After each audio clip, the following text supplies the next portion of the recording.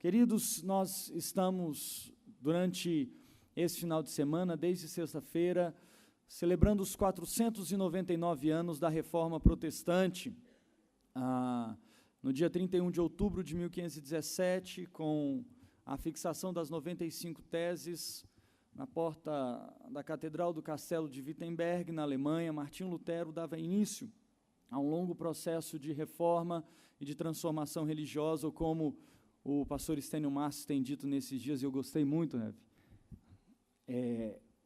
E de fato é um dos maiores avivamentos da história da igreja, um dos maiores despertamentos espirituais na história da igreja, iniciado com um marco, e nós estamos celebrando essa reforma, os seus 499 anos. E para isso, nós temos na nossa juventude, anualmente, uma conferência chamada Em Reforma, onde nós temos a oportunidade de repensarmos a nossa própria vida, repensarmos a igreja, repensarmos a nossa missão como cristãos, a necessidade de vivermos diariamente essa reforma nos nossos corações, os seus princípios, o legado histórico da reforma. A pastoral do nosso boletim de hoje fala um pouco sobre isso. A reforma ela é constante, ela é contínua, ela é diária, e ela precisa ser pensada sempre a partir de uma ótica bíblica, a partir da visão que a Bíblia nos dá do que é servir a Deus e estar na sua presença. Nos agracia nessa conferência, no ano de 2016, o pastor Estênio Márcio esteve conosco já sexta, ontem, está novamente conosco aqui, hoje, no domingo, pela manhã e à noite. O pastor Estênio Márcio tem abençoado a nossa nação com palavras cantadas, edificantes, que têm trazido uma reflexão profunda sobre as bases da fé cristã, e tem estado conosco nesses dias e tem sido dias abençoados, tanto pela palavra cantada, quanto pela palavra ministrada, e ele ainda está conosco nesse domingo, e nós louvamos a Deus pela presença dele aqui, juntamente com sua esposa, a Selma, e damos graças a Deus, porque temos a oportunidade de sermos edificados por meio da vida desses irmãos. Então, quero passar a palavra ao Estênio. Enquanto o Estênio estiver entoando a primeira canção, eu queria pedir aos nossos diáconos que passassem as salvas, e nós vamos fazer a nossa entrega de dízimos e ofertas nesse primeiro momento. E vamos já agradecer a Deus, porque Ele tem sido gracioso conosco e tem nos dado tudo o que temos, e tudo que temos vem das mãos dele. Como 2 Coríntios, Paulo escrevendo aos Coríntios no verso 8, no verso 13, segundo consta na nossa liturgia, diz: porque não é para que os outros tenham alívio e vós sobrecarga, mas para que haja igualdade. Assim nós contribuímos com o reino de Deus, assim nós entregamos os nossos dízimos e ofertas, crendo que tudo vem da parte do Senhor para nós. Vamos orar então, queridos, vamos orar. Pai santo e bendito, nós nesse momento de júbilo, de festa, em que nós consagramos a nossa vida ao Senhor e te prestamos esse culto, que só o teu santo nome é devido, nós consagramos também, ó Pai, os nossos dízimos e ofertas no teu altar, com graças no coração, ó Deus. Nós te louvamos, porque tudo o que temos vem de ti. Agora, ó Pai, aqueles irmãos que não podem contribuir, que o Senhor abra uma porta de emprego.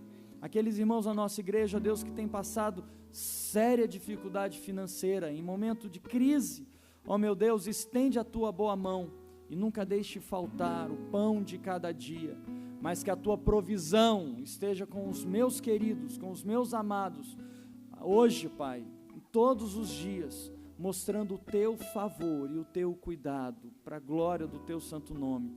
Assim, ó Deus, abençoamos a tua igreja, aqueles que com júbilo ofertam e dizimam, aqueles, ó Deus, que por alguma dificuldade não têm dizimado, ó Pai, abençoa-os também, dando graça em seus corações, para que tenham esse privilégio e essa oportunidade.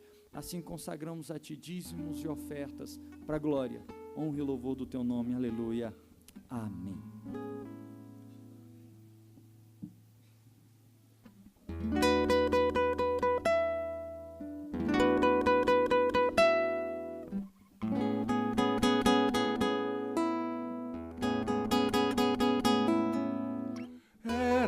Aleijado, mas que não vivia só, tinha 4 amigos, 4 corações repletos de bondade e fé, esperança à vista. 4 cordas, cada uma numa ponta de uma cama, um buraco aberto no telhado. Muita sincronia, equilíbrio e pontaria. 4 homens que não sabem o que é desistir, duvidar. Desce aquela cama bem no meio do lugar onde estava Cristo. O que é mais difícil, quem irá me responder? Perdoar ou curar? Sai andando aleijado, carregando o seu leito. Como é livre alguém que é perdoado. No telhado, 4 homens abraçados, lágrimas e risos. Me responda o que é difícil para Deus operar. Olha os 5 amigos até parecem com os guris do lugar. Sobe na figueira, pula ribanceira, banho de cachoeira, pó, lama e poeira. Travessuras 1000 pra fazer, como foi há anos atrás. Chega de lembrar, chega de sofrer, bobo é quem por último chegar.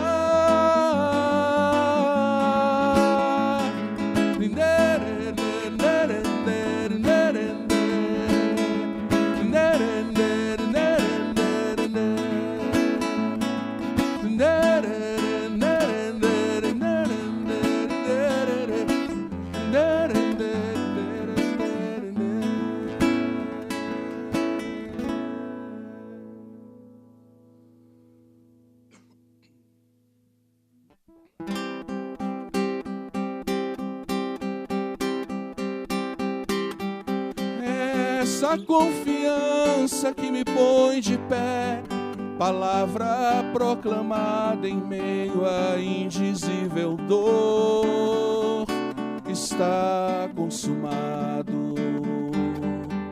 Me agarro a esse brado e vejo o sorriso de Deus sobre mim.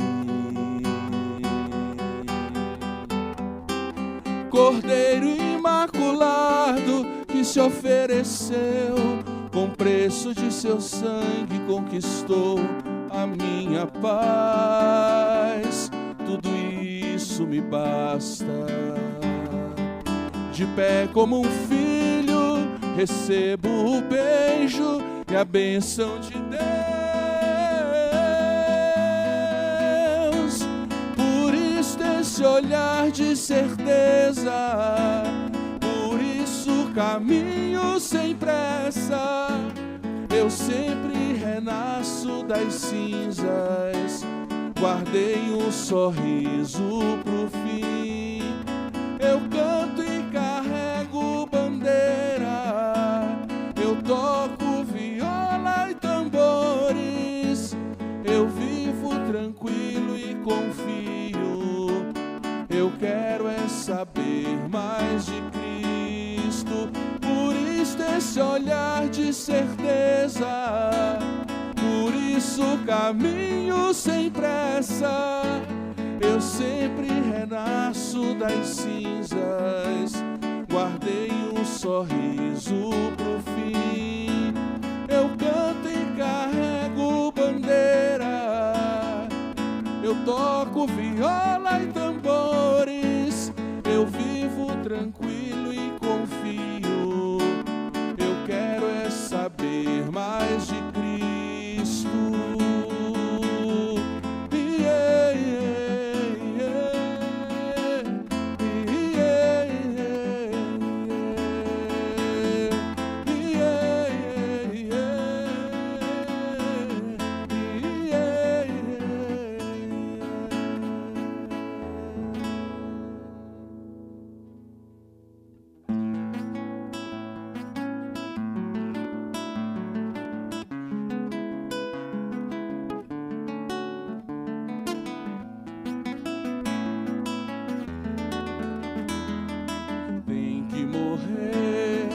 para renascer como a semente na terra.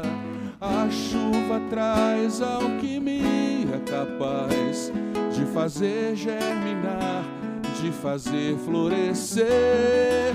Deixa molhar, deixa lavar, deixa brotar o que há de melhor. Mas primeiro é preciso morrer para depois renascer. Tem que morrer para renascer como a semente na terra. A chuva traz alquimia capaz de fazer germinar, de fazer florescer. Deixa molhar, deixa lavar, deixa brotar o que há de melhor. Mas primeiro é preciso morrer para depois renascer. Muitos virão de tão longe, cansados e aflitos, buscando tua sombra, curando suas mágoas com teus frutos doces, tomando alento no canto das aves que abrigarás. Então vê se deixa molhar, deixa lavar, deixa brotar o que há de melhor. Mas primeiro é preciso morrer para depois renascer. Então vê se deixa molhar, deixa lavar, deixa brotar o que há de melhor. Mas primeiro é preciso morrer para depois renascer.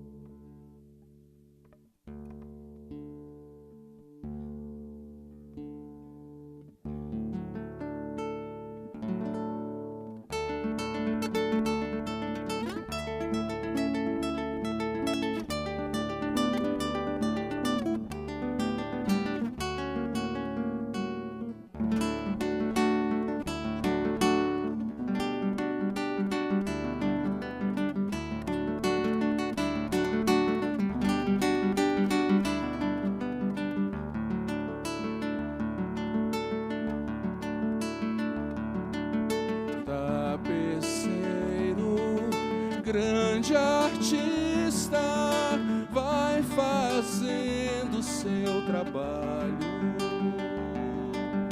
incansável, paciente no seu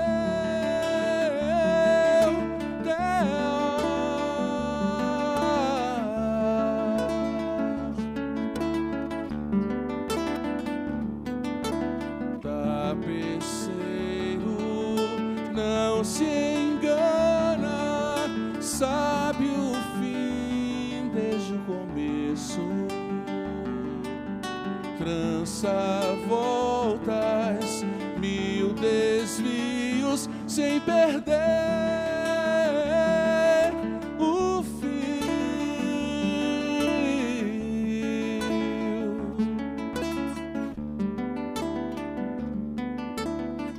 Minha vida é obra de tapeçaria tecida de cores alegres e vivas que fazem contraste no meio das cores nubladas e tristes. Se você olha do avesso, nem imagina o desfecho. No fim das contas, tudo se explica, tudo se encaixa, tudo coopera pro meu bem. Quando Quando se vê pelo lado certo, muda-se logo a expressão do rosto, obra de arte para honra e glória do tapeceiro. Minha vida é obra de tapeçaria, tecida de cores alegres e vivas, que fazem contraste no meio das cores nubladas e tristes. Se você olha do avesso, nem imagina o desfecho. No fim das contas, tudo se explica, tudo se encaixa, tudo coopera pro meu bem. Quando se vê pelo lado certo, muda-se logo a expressão do rosto, obra de arte para honra e glória do tapeceiro. Quando se vê pelo lado certo, todas as cores da minha vida dignificam a Jesus Cristo, o tapeceiro.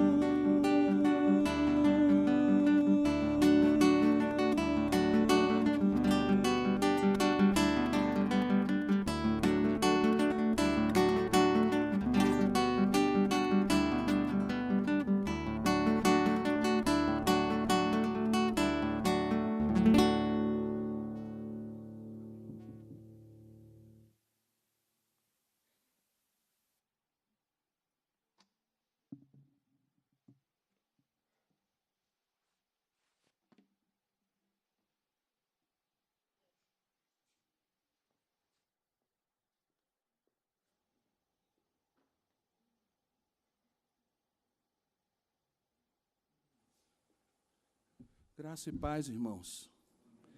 Desde sexta-feira, eu e minha esposa, Selma, que está lá atrás na mídia, temos recebido o amor, o carinho dos irmãos aqui da primeira igreja e temos sido muito abençoados esses dias com a hospedagem tão carinhosa do presbítero Paulo e sua esposa, Rosa. Enfim, é a primeira vez que a gente vem à igreja aqui de Brasília.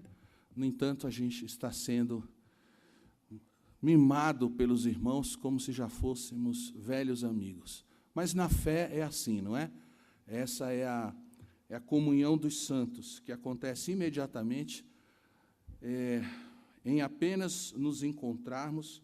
O mesmo Espírito que habita em nós nos identifica como irmãos em Cristo, e a gente vive esse amor maravilhoso. Louvado seja o Senhor por tudo. Desde sexta-feira, irmãos, temos comemorado os 499 anos da Reforma Protestante do século XVI. Na igreja evangélica protestante, nós não temos papa e nem santos, até porque todos os crentes são santos. Mas nós não temos santos especiais, não é? Nenhum dos reformadores é algum santo para nós, nem muito menos o abençoadíssimo João Calvino, não é? Porque esses mesmos reformadores nos ensinaram que a nossa única fonte de autoridade é a palavra de Deus. Foram eles que, pela graça de Deus e o estudo da palavra, extraíram esse lema base da reforma, que é o sola scriptura, somente a Escritura. Mas não é porque nós não os consideramos santos que nós não vamos honrar a quem merece honra e não vamos agradecer a Deus pelo nosso passado, pelas bênçãos que Ele nos deu no passado. E a reforma protestante é uma das maiores bênçãos que nós recebemos. A palavra de Deus nos libertou de um terrível jugo de escravidão espiritual.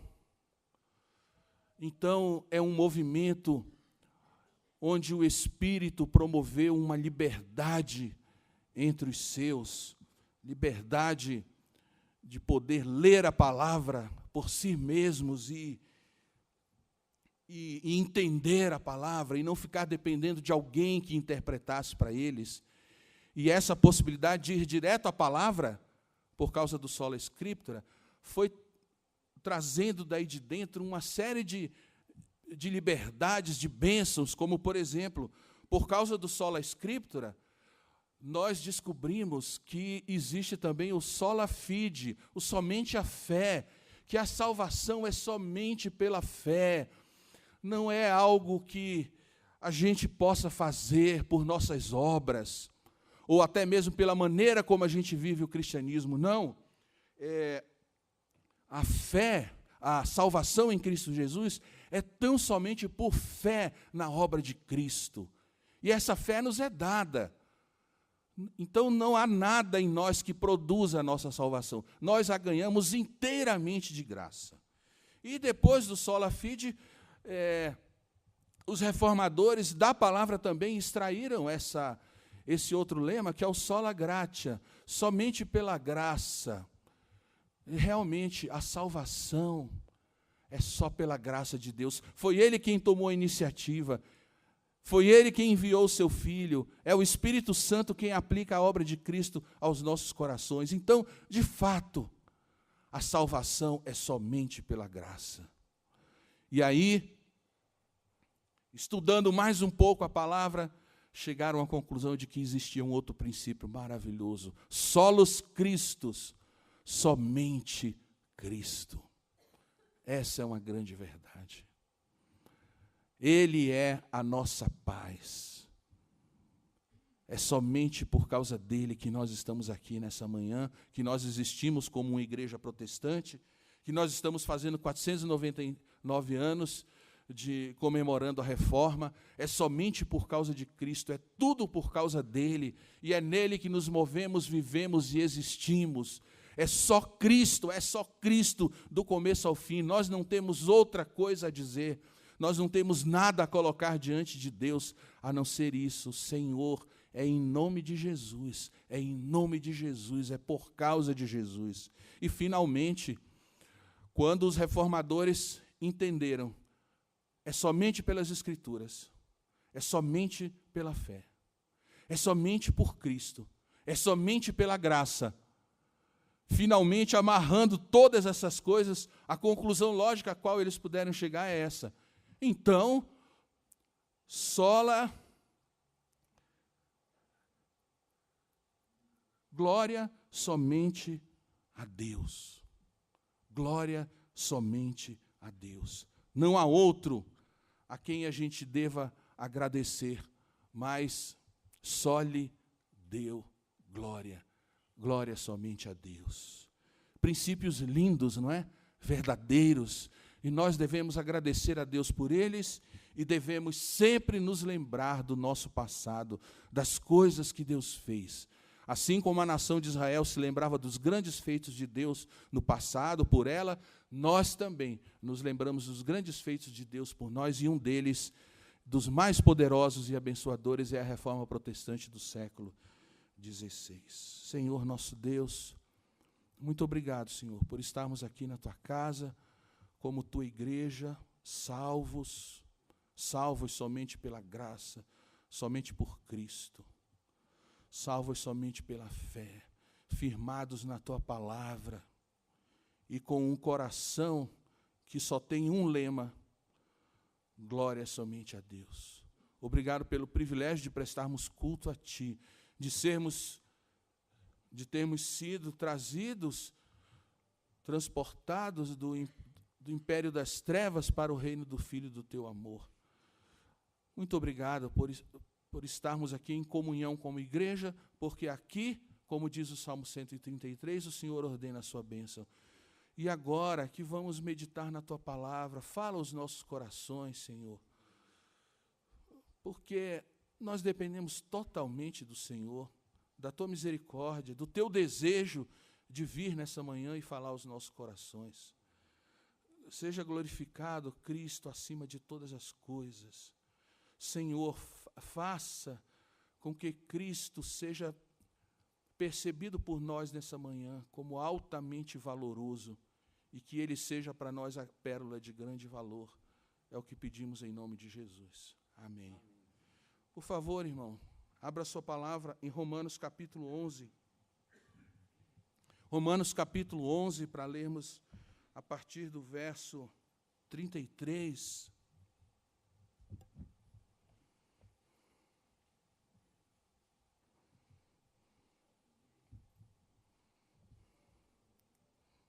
Ó profundidade da riqueza, tanto da sabedoria como do conhecimento de Deus. Quão insondáveis são os seus juízos e quão inescrutáveis os seus caminhos. Quem, pois, conheceu a mente do Senhor? Ou quem foi o seu conselheiro? Ou quem primeiro deu a ele para que lhe venha a ser restituído? Porque dele, e por meio dele, e para ele são todas as coisas. A ele, pois, a glória eternamente. Amém. Essa é apenas uma das passagens nas quais a gente baseia o princípio do só lhe deu glória, porque tudo está em Deus. Irmãos, por que nós existimos como igreja? Por que a salvação chegou até nós e até as nossas famílias? Por causa única e exclusivamente do Deus triuno. Porque o nosso Deus é o Deus mais maravilhoso que poderia existir, e nós não poderíamos sonhar com atributos de um Deus perfeito, como o nosso próprio Deus os possui. Então veja bem, se nós servíssemos a um Deus que fosse um Deus só, um só Deus isolado no universo, dificilmente a gente teria sido alvos de tanto amor, porque um Deus sozinho, dificilmente ele conheceria o amor, dificilmente ele conheceria misericórdia, comunhão, graça, porque ele é sozinho, autossuficiente. Dificilmente um Deus assim entenderia o que é família. No entanto, quem é o Senhor nosso Deus? É o Deus único, Pai, Filho e Espírito Santo. Nós servimos a um Deus triuno, a um Deus que, muito antes dos tempos eternos, sempre conheceu o amor, sempre conheceu a comunhão. A Trindade Santa e Bendita sempre viveu num relacionamento de amor e comunhão perfeitos. Então, o nosso Deus, por ser um único Deus, mas que subsiste em três pessoas que são iguais em poder e glória e merecem a nossa adoração por igual, Pai, Filho e Espírito Santo, esse Deus sempre conheceu o amor, sempre viveu em pacto como uma família, Pai, Filho e Espírito Santo, se amando, se admirando, se respeitando, se reverenciando pelos tempos eternos antes de haver o primeiro raio de luz nesse universo. E olha, esse relacionamento do Senhor Deus em Trindade, ele era tão pleno, tão abençoador, ele era tão cheio de significado, ele trazia tanta glória a Deus. O Pai amando o Filho, o Filho amando o Pai amando o Espírito, o Filho amando o Espírito amando o Pai e amando o Filho, e essa comunhão e amor perfeitos, sem mancha, sem ciúmes, sem competição. Esse amor, esse pacto da Trindade, sempre foi tão maravilhoso que Deus resolveu dar um povo a Cristo, para que Cristo trouxesse esse povo para essa comunhão de pacto. Porque viver no pacto é a coisa é a maior bênção que existe no universo. E o Senhor Deus é tão bom, e o amor dele pelo Filho era tão grande, que ele transbordou, esse amor de pacto transbordou. Então Deus desejou dar a Cristo um povo, uma igreja, e fazer com que Cristo trouxesse essa igreja para essa comunhão do pacto. É para isso que a gente foi tirado do mundo, foi para isso que a gente recebeu vida eterna. É para que um dia, todos nós, reunidos na presença de Deus, nos acheguemos a essa comunhão de pacto com a Trindade por toda a eternidade. Não é maravilhoso isso? Então, de quem é a glória em tudo isso? A quem é que a nossa alma deve se inclinar? Aliás, se inclinar não, mas levantar e cantar em alta voz: glória, glória, glória. É a Deus, cujo bem mais precioso era esse relacionamento de pacto de amor, e Ele quis que mais pessoas conhecessem o que é isso. Nós não seremos deuses na eternidade, continuaremos sendo criaturas, mas seremos introduzidos nesse perfeito relacionamento de pacto, de aliança com Deus triuno. E isso, meus irmãos, não há palavras humanas que possam descrever, isso é imaginável. Mas a gente só sabe de uma coisa: vai ser muito bom. Vai ser muito bom.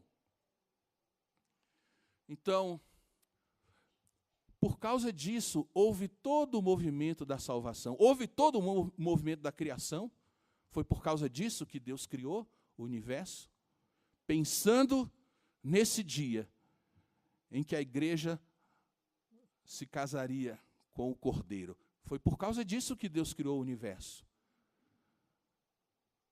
É por causa disso que toda a história vem se desenvolvendo nesses milênios. Tudo isso tem um objetivo só e vai convergir em Cristo. Nada foi por acaso, não tem nenhum fio dessa tapeçaria que o Senhor Deus está tecendo, não tem nenhum fio solto, perdido. Não.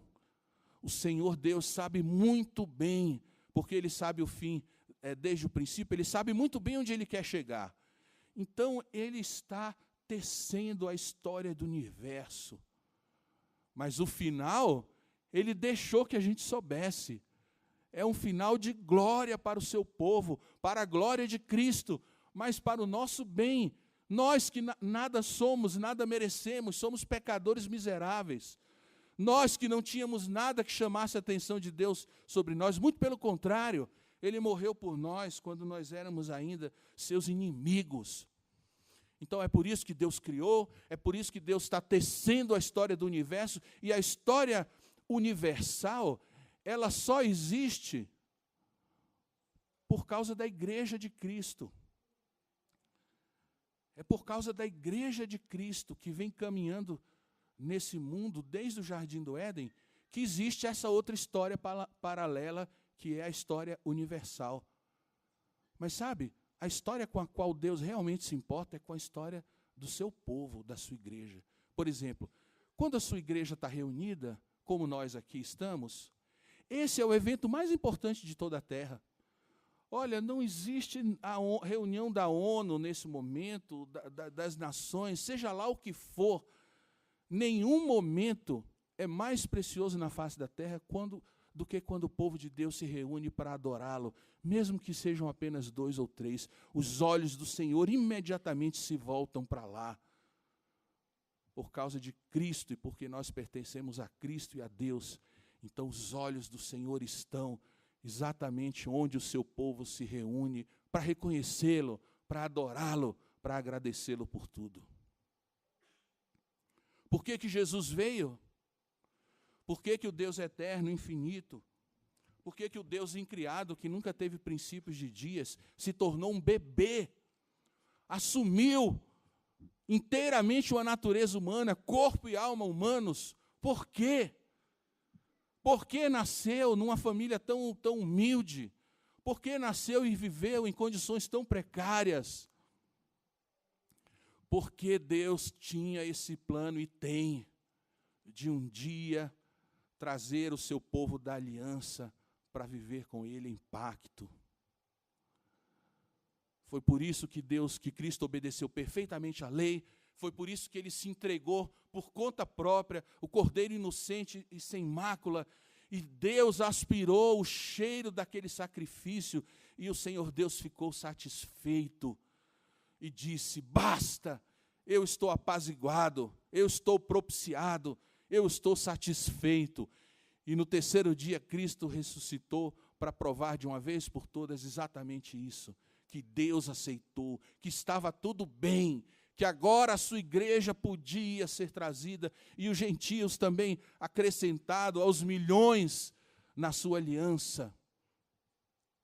É por isso que nós vivemos esse tempo entre a primeira vinda de Cristo e a segunda. É por isso que a igreja está fazendo o seu trabalho, evangelizando, testemunhando na terra. Tudo isso é para que chegue esse dia em que Cristo pela segunda vez aparecerá nas nuvens com os anjos do seu poder, para encerrar a história humana, para instalar o grande trono branco de julgamento e julgar toda a terra. E imagine só, aqueles de nós lavados no sangue do Cordeiro, perdoados, justificados, estaremos naquele julgamento de cabeça erguida, sem um mínimo de tremor nas mãos, e veremos reis, imperadores, autoridades, povos de todas as épocas, tremendo,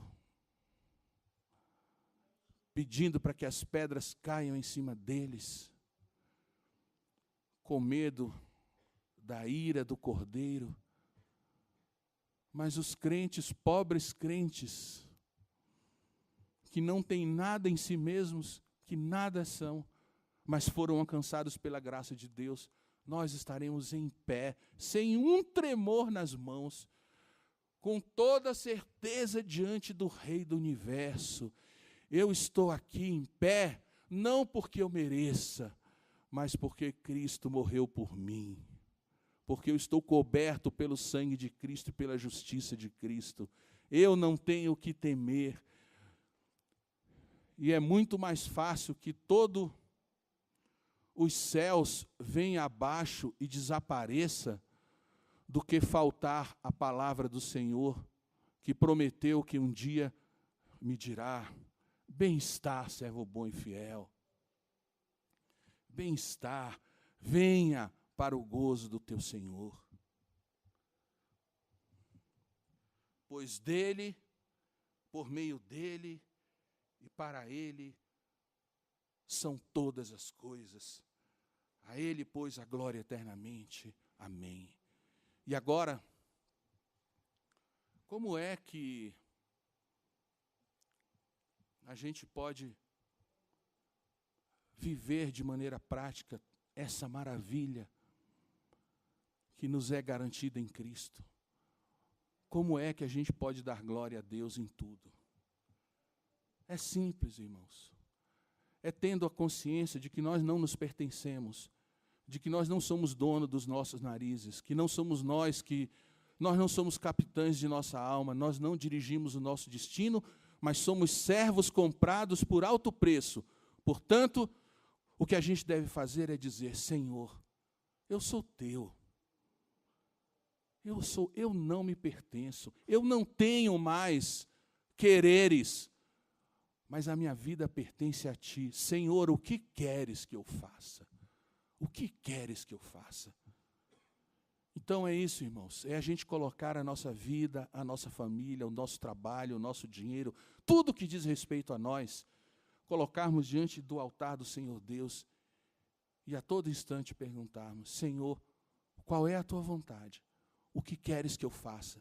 Porque eu reconheço que sou teu. Eu reconheço que devo tudo a ti. Eu reconheço que o Senhor, por sua providência, sustenta cada célula do meu corpo. E todo o universo é sustentado por ti. O Senhor é Deus e o Senhor é bom. E o Senhor me amou em Cristo. Eu não tenho outra coisa a fazer nesse mundo, senão depositar a minha vida aos teus pés. Senhor, que queres que eu faça? Ó, profundidade da riqueza, tanto da sabedoria como do conhecimento de Deus. Quão insondáveis são os seus juízos, e quão inescrutáveis os seus caminhos. Quem, pois, conheceu a mente do Senhor, ou quem foi o seu conselheiro, ou quem primeiro deu a ele para que lhe venha a ser restituído? Porque dele, por meio dele, e para ele são todas as coisas. A ele, pois, a glória eternamente. Amém. Louvado seja o Senhor, só lhe deu glória.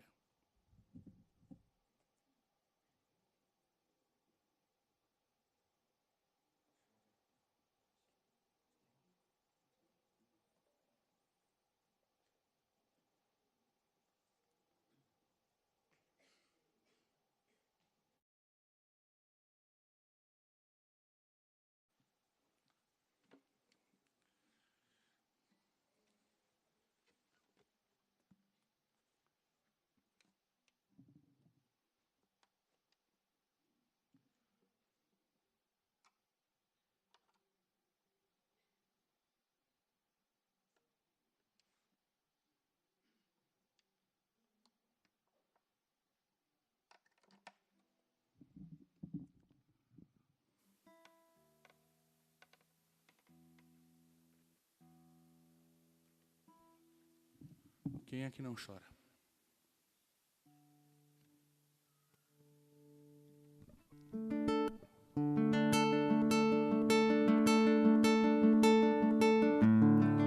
Até os serafins, com 3 pares de asas, sentiram um tremor naquele momento,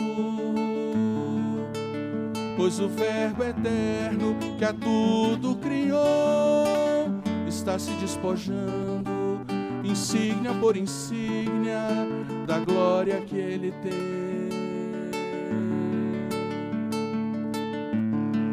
Então se fez o mar de asas estendidas, um grande silêncio, um trono deixado. O que anda entre as estrelas e chama seus nomes está partindo agora. E quem é que não chora? Partiu foi por amor.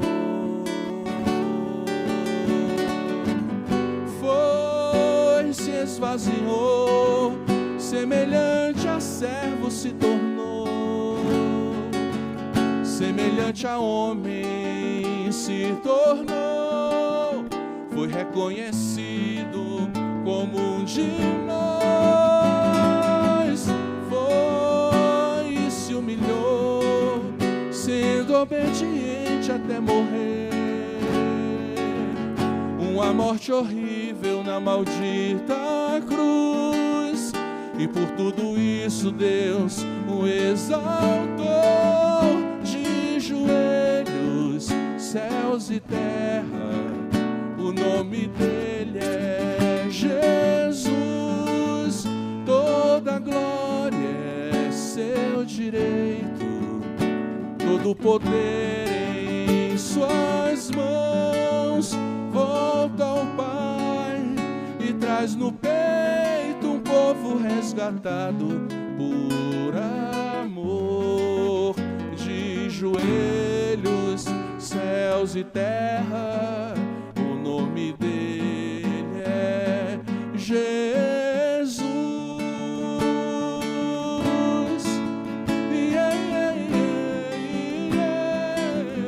O nome dele é Jesus.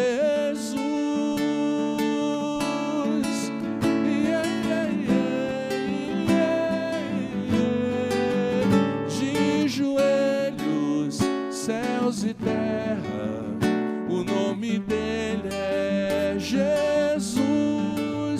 Toda glória é seu direito, todo poder em suas mãos. Volta ao Pai e traz no peito um povo resgatado por amor. De joelhos, céus e terra, o nome dele é Jesus.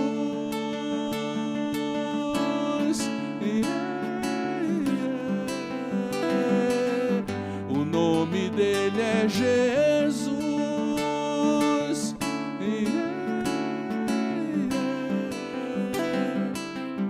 O nome dele é Jesus. Amém.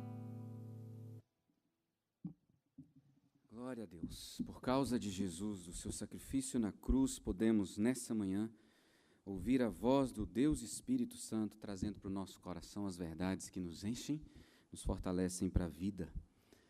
Transformados por essa palavra, nós podemos viver para a glória do Deus Pai, Deus Filho e Deus Espírito Santo. Ele está no controle de todas as coisas.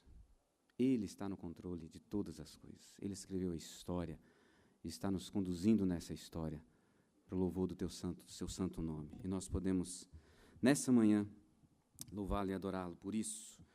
Meus irmãos, o salmista, consciente disso, declarou: meu socorro vem do Senhor, que fez o céu e a terra. Ele não apenas fez, mas ele sustenta. Não apenas sustenta, mas nos guia.